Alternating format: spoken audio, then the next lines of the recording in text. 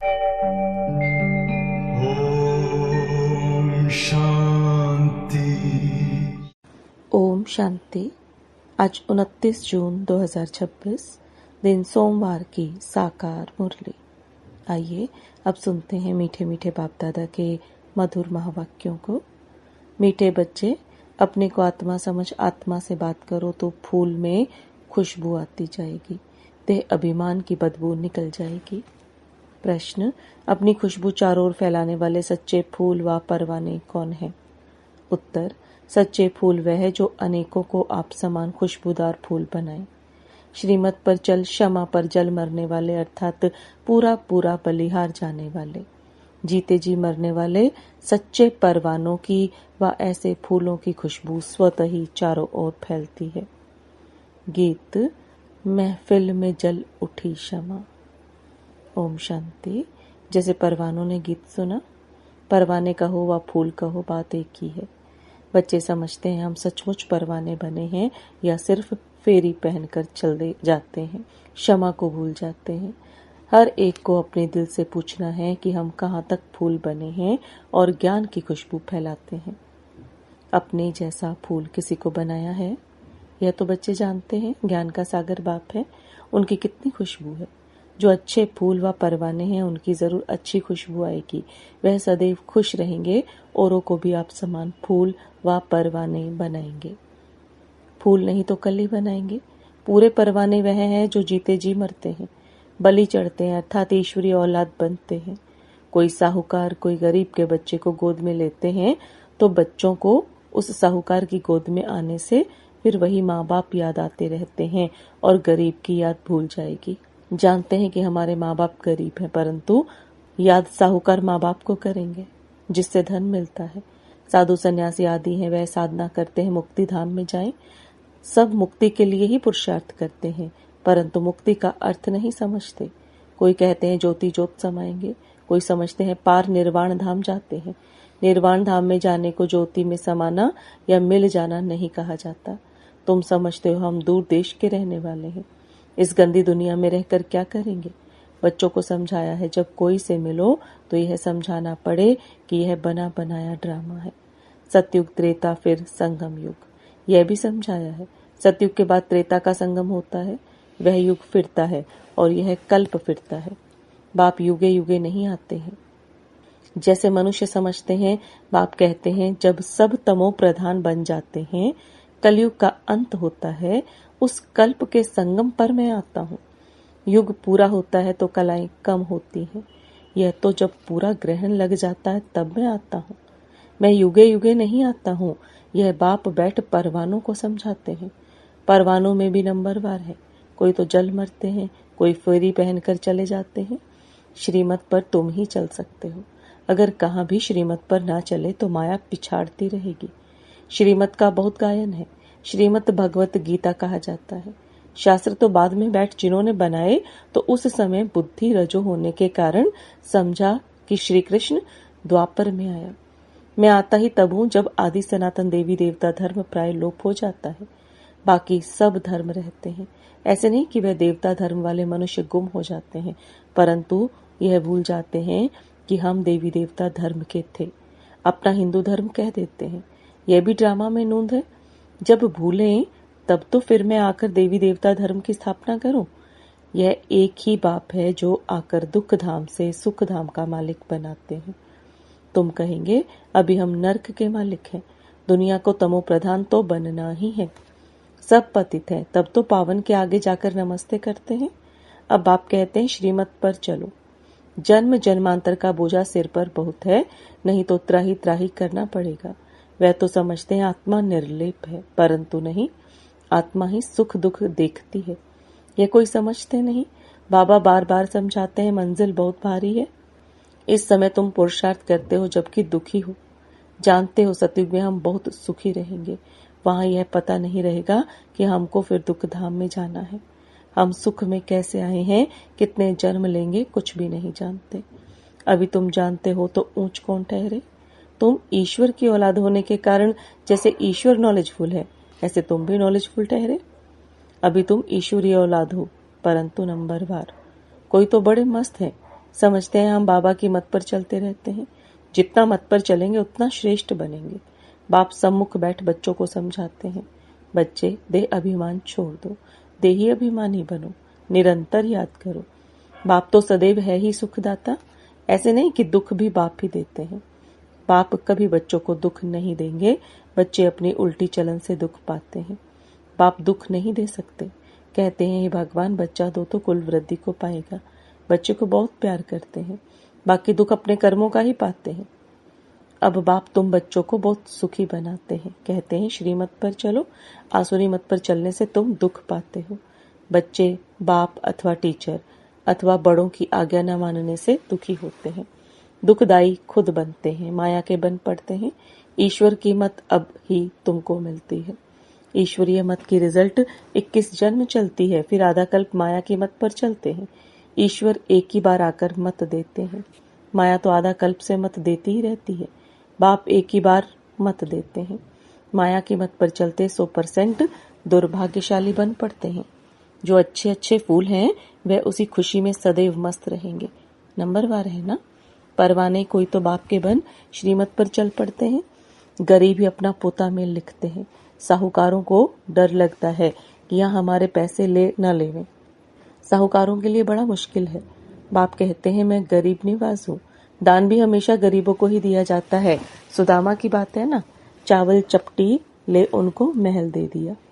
तुम हो गरीब, समझो कोई के पास 25-50 रुपए हैं, उनमें से 20-25 पैसे देता है। साहूकार 50,000 दे तो भी इक्कल हो जाता है, इसलिए गरीब निवास नाम गाया हुआ है। इक्वल हो जाता है, इसलिए गरीब निवास नाम गाया हुआ है।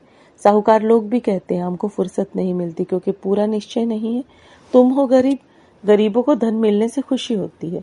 बाबा ने समझाया, यहाँ के गरीब वहाँ साहूकार बन जाते हैं और यहाँ के साहूकार वहाँ गरीब बन जाते हैं। कई कहते हैं, हम यज्ञ का ख्याल रखें व कुटुंब का ख्याल रखें। बाबा कहते हैं, तुम अपने कुटुंब की बहुत अच्छी संभाल करो। अच्छा है जो तुम इस समय गरीब हो। साहूकार होते तो बाप से पूरा वर्षा ले नहीं सकते।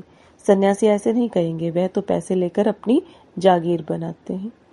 शिव बाबा थोड़े ही बनाएंगे। यह मकान आदि सब तुम बच्चों ने अपने लिए बनाए हैं।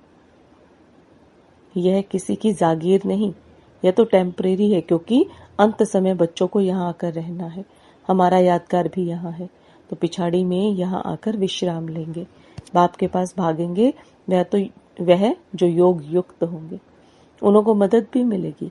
बाप की बहुत मदद मिलती है। तुमको यहाँ बैठ विनाश देखना है।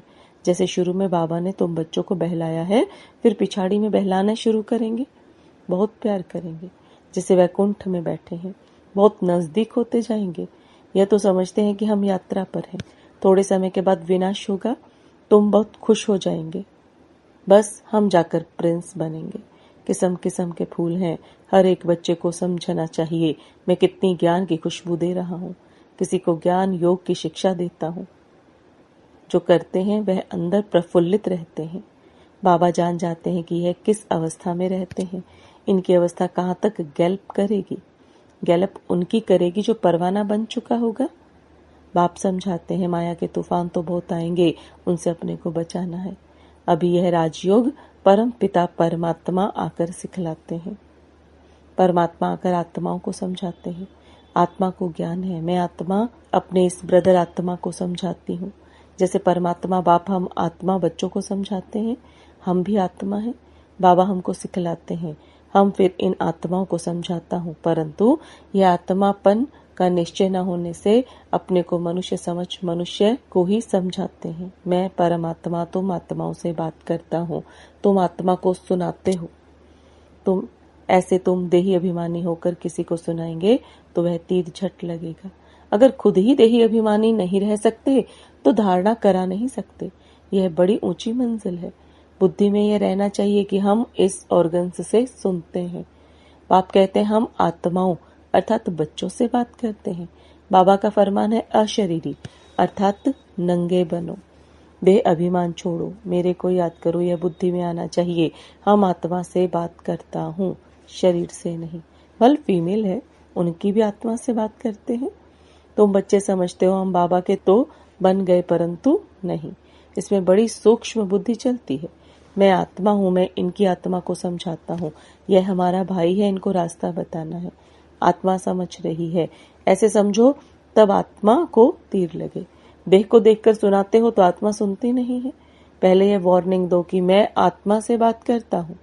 आत्मा को ना तो मेल ना फीमेल कहेंगे। आत्मा तो न्यारी है, मेल फीमेल शरीर से नाम पड़ता है। जैसे ब्रह्मा सरस्वती को मेल फीमेल कहेंगे, शिव बाबा को ना मेल ना फीमेल कहेंगे। तो बाप आत्मा को समझाते हैं, बड़ी मंजिल है, पॉइंट बड़ी कड़ी है, आत्मा को इंजेक्शन लगाना है, तब देह अभिमान टूटता है, नहीं तो खुशबू नहीं आएगी, ताकत नहीं रहेगी। बात तो बहुत छोटी है। हम आत्मा से बात कर रहे हैं। बाप कहते हैं तुमको वापस जाना है, इसलिए देही अभिमानी बनो, मन मना भव, फिर ऑटोमेटिकली मध्याजी भव आ जाता है। अभी बड़ी सूक्ष्म बुद्धि मिलती है। सवेरे में बैठ विचार सागर मंथन करना है। दिन में तो सर्विस करनी है, क्योंकि कर्म योगी है। लिखा भी हुआ है, नींद को जीतने वाले बनो, रात को जाग कर कमाई करो। दिन में तो माया का बड़ा बखेरा है। अमृत वेले वायुमंडल अच्छा है। बाबा को यह तो लिखते नहीं कि फलाने टाइम पर उठकर विचार सागर मंथन करते हैं। बड़ी मेहनत है। विश्व के तुम मालिक बनते हो या तो हद के मालिक हो। पानी की हद पर भी कितना झगड़ा चलता रहता है, दुश्मनी लगी पड़ी है। आपस में एक दो को ब्रदर्स समझते नहीं, सिर्फ ऐसे ही कह देते हैं कि हम सब एक हैं। एक तो हो न सके, अनेक आत्माएं हैं, सबका अपना अपना पाठ है। तुम यहाँ बैठे हो, कल्प पहले भी बैठे होंगे। पत्ता हिला ड्रामा अनुसार नहीं, ऐसे नहीं पत्ते पत्ते को परमात्मा हिलाते हैं। ऐसी ऐसी बातें समझकर फिर समझाओ। हर एक समझ सकते हैं कि हम परवाना बने हैं। हम बाबा की मत पर चलते रहते हैं, फालतू बातें तो नहीं करते हैं। कहाँ अपना पैसा पाप की तरफ तो नहीं लगा रहे हैं। अच्छा, मीठे मीठे सिखलदे बच्चों प्रति माता पिता बाप दादा को याद प्यार और गुड मॉर्निंग। रूहानी बाप की रूहानी बच्चों को नमस्ते। रूहानी बच्चों की रूहानी बाप दादा को याद प्यार, गुड मॉर्निंग और नमस्ते। धारणा के लिए मुख्य सार, स्वयं को आत्मा समझ आत्मा से बात करनी है। देही अभिमानी बनकर सुनने सुनाने से धारणा अच्छी होगी। नींद को जीतने वाला बनना है। रात को जागकर कमाई करनी है। विचार सागर मंथन करना है। किसी भी फालतू बातों में अपना समय नहीं गंवाना है।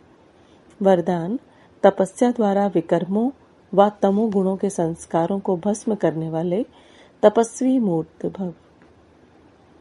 तपस्या द्वारा अपने विकर्मों व तमो गुण के संस्कारों को भस्म करने वाले तपस्वी मूर्त भव। अब आप दादा के वरदान को विस्तार में समझेंगे। जैसे अभी ईश्वरीय पालना का कर्तव्य चल रहा है, ऐसे लास्ट में तपस्या द्वारा अपने विकर्मों और हर आत्मा के तमो गुणी संस्कार व प्रकृति के तमो गुण को भस्म करने का कर्तव्य चलना है। इसके लिए सदा एक रस स्थिति के आसन पर स्थित हो अपने तपस्वी रूप को प्रत्यक्ष करो। आपकी हर कर्मेंद्रिय से देह अभिमान का त्याग और आत्म अभिमानी बनने की तपस्या प्रत्यक्ष रूप में दिखाई दे। स्लोगन, संस्कारों की टक्कर से बचने के लिए बालक और मालिकपन का बैलेंस रखो। संस्कारों की टक्कर से बचने के लिए बालक और मालिकपन का बैलेंस रखो। ये अव्यक्त इशारे, सदा हर्षित रहने के लिए अपनी नेचर को सरल बनाओ, सहनशील बनो। बाप को भोलानाथ कहते हैं, लेकिन ऐसा भोला नहीं है जो सामना न कर सके। भोलानाथ के साथ साथ एलमाइटी अथॉरिटी भी है। आप भी अपनी शक्ति स्वरूप को भूल सिर्फ भोले नहीं बनना, नहीं तो माया का गोला लग जाएगा। ऐसा शक्ति स्वरूप बनो जो माया सामना करने के पहले ही नमस्कार कर ले। बहुत सावधान, खबरदार, होशियार रहना। ओम शांति। Om Shanti.